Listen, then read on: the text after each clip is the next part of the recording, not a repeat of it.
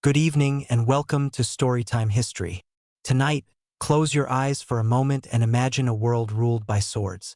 A world where kingdoms burned overnight, where boys were raised to become warriors, and where legends were not born, but forged in blood. Among all the rulers who ever walked this earth, one name would become feared across continents. A king so ambitious that entire civilizations trembled when they heard his army was coming. But before he became a conqueror, before he became a legend, he was only a boy, a restless child standing beneath the shadow of giants, carrying inside him a dangerous dream. A dream not simply to rule a kingdom, but to conquer the entire world. Tonight, this is the story of the boy who became the most feared king in history.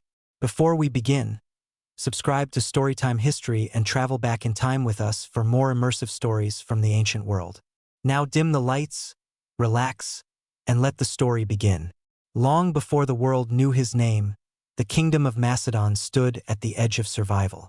The land was rough and cold, surrounded by mountains and endless forests. To the powerful Greeks in the south, Macedon was considered weak and uncivilized. But everything changed when a fierce king named Philip rose to power. Philip was not a dreamer.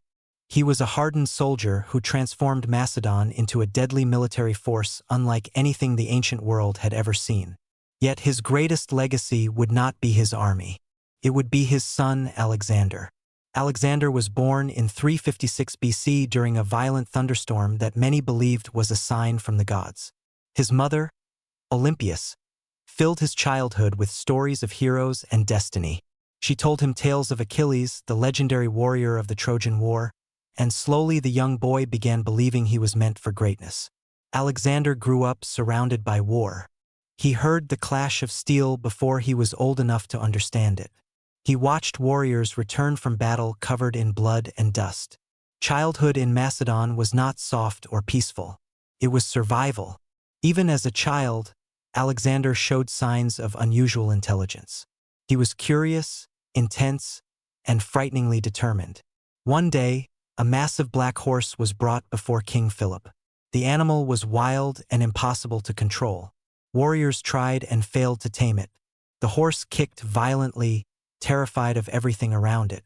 As Philip ordered the animal taken away, young Alexander stepped forward and noticed something no one else had seen. The horse was frightened by its own shadow. Slowly, Alexander turned the horse toward the sun, so it could no longer see the darkness beneath it. Then, before the eyes of the royal court, the boy climbed onto its back. The horse charged wildly, throwing dust into the air, but Alexander held on until eventually the animal calmed beneath him.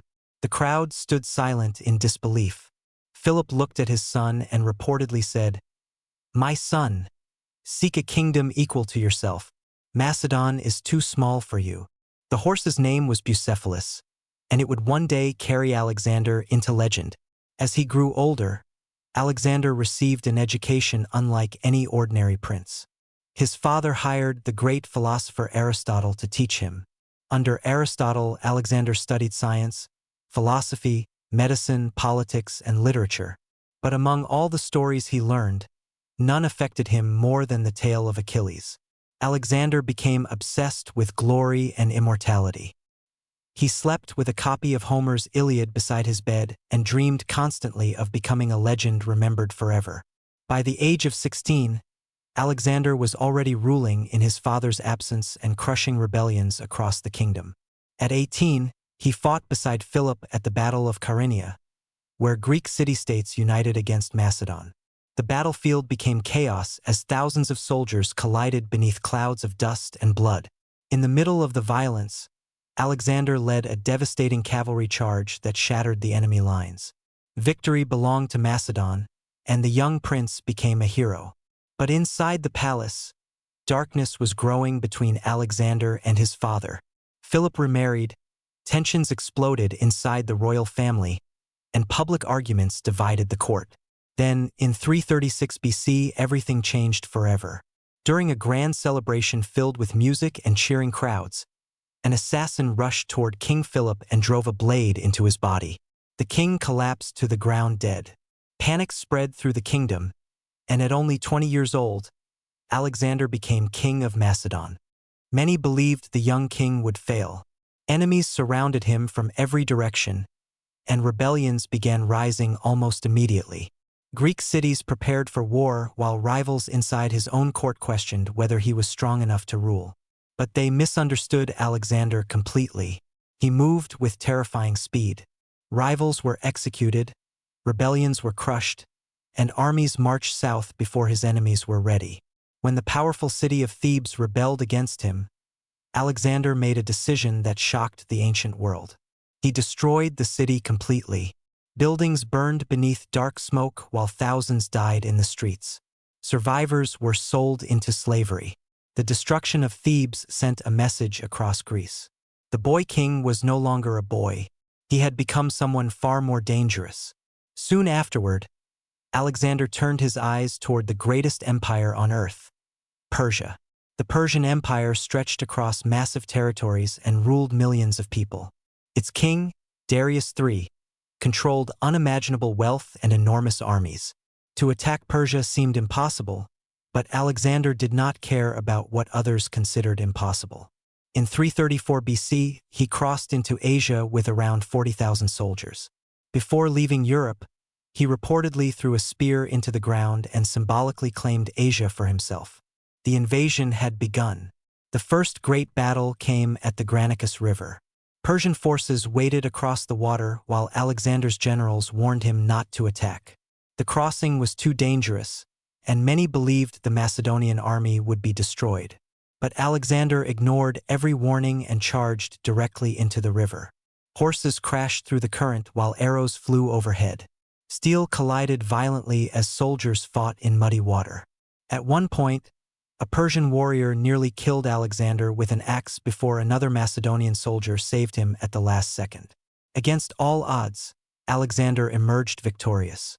After Granicus, city after city surrendered to him. Some welcomed him as a liberator while others surrendered out of pure fear. But Alexander was never satisfied. Each victory only pushed him further east. Then came the Battle of Issus. This time, King Darius himself led the Persian army. Thousands upon thousands of Persian soldiers filled the battlefield beneath dark skies. The Persians greatly outnumbered Alexander's forces, yet Alexander rode directly toward Darius during the battle. His cavalry smashed through the Persian center with terrifying speed. Panic spread across the battlefield, and suddenly Darius fled. The great king abandoned his army and escaped, leaving behind his own family. Alexander captured Darius's mother, wife, and children, but instead of harming them, he treated them with respect. This shocked many people and increased his reputation across the ancient world. Suddenly, the young king of Macedon had become one of the most powerful men alive. Yet victory began changing him. The more he conquered, the more Alexander believed he was chosen by destiny. Some even began calling him divine. He adopted Persian customs and dressed like Eastern royalty. To some, he looked like a visionary ruler uniting cultures. To others, he looked like a man slowly losing himself inside his own ambition. Alexander continued marching south into Egypt, where he was welcomed like a hero. The Egyptians saw him not as a conqueror, but as a savior who had freed them from Persian rule. Priests honored him while crowds filled the streets celebrating his arrival. Near the Mediterranean coast, Alexander founded a city that would carry his name forever, Alexandria. But even Egypt could not satisfy Alexander's hunger for conquest. He wanted more, always more. So once again, he marched east toward the heart of Persia and toward the battle that would change the world forever. In 331 BC, Alexander and Darius met again at the Battle of Gaugamela. The Persian king gathered a massive army filled with cavalry, chariots, infantry, and even war elephants. The battlefield stretched endlessly across the plains, and many believed Alexander was marching toward certain death. Yet the night before battle, Alexander reportedly slept peacefully while others stayed awake in fear. At dawn, the armies collided. Dust swallowed the horizon as thousands of soldiers charged into chaos. Spears shattered, horses screamed, and the earth trembled beneath the violence of war. Once again, Alexander drove directly toward Darius. And once again, the Persian king fled. The Persian Empire collapsed. Alexander entered Babylon through enormous gates while crowds watched in awe. Gold, jewels, palaces, and entire kingdoms now belonged to him. At only 25 years old, Alexander ruled the largest empire the world had ever seen. Most men would have stopped there. Most kings would have celebrated their victories and ruled peacefully for the rest of their lives. But Alexander's hunger could not be satisfied. Every horizon revealed another horizon beyond it. So he continued marching east through deserts, mountains, storms, and unknown lands. His soldiers suffered terribly during the journey. Many starved. Others died from exhaustion or disease. Some began whispering that their king had gone too far. But nobody dared stop him because Alexander had become more than a man. He had become a myth walking among mortals. Eventually, Alexander reached India, where he faced fierce warriors and terrifying war elephants at the Battle of the Hydaspes River. Rain poured from the sky while armies crashed together in mud and darkness. The elephants terrified Macedonian horses, and the battle became one of the hardest Alexander had ever fought. Still, he emerged victorious. But this victory felt different. His soldiers were exhausted beyond endurance. They had marched for years across foreign lands, watched friends die in countless battles, and traveled farther than any army in history. Finally, they refused to march any farther east. Alexander became furious. He argued, begged, and threatened his soldiers, but nothing changed their minds. For the first time in years, the conqueror could not get what he wanted. Reluctantly, Alexander turned back. The journey home became a nightmare. Crossing deadly deserts beneath burning heat, thousands of soldiers died from thirst and exhaustion. The once invincible army slowly crumbled during the long march back west. And Alexander himself began changing. Years of warfare had hardened him. He became more suspicious, more ruthless, and increasingly isolated. Some of his closest friends died under tragic circumstances, while others feared the king they once admired. The young boy who dreamed of glory was disappearing. Finally, Alexander returned to Babylon. He was only 32 years old, still young, still powerful, and still feared across the known world. Yet something felt wrong. Some say he became ill after days of heavy drinking. Others believed disease slowly consumed him. Some even whispered that he had been poisoned. No one truly knows the truth. Day by day, the conqueror weakened. The man who had defeated empires could no longer rise from bed. As his generals gathered around him, they asked the question everyone feared.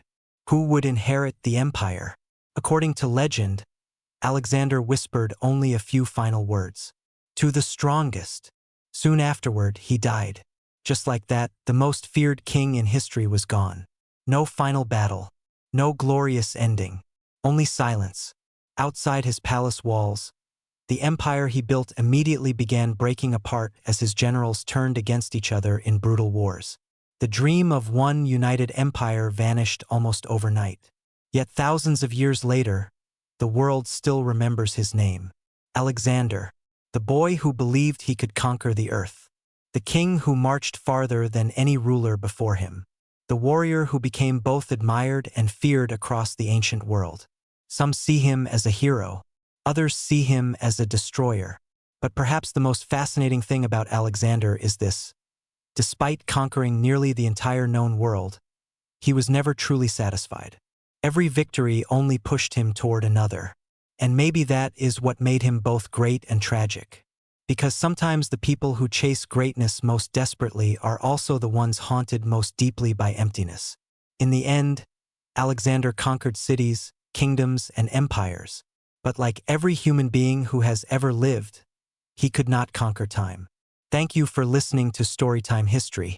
If you enjoyed tonight's journey into the ancient world, subscribe for more immersive historical storytelling.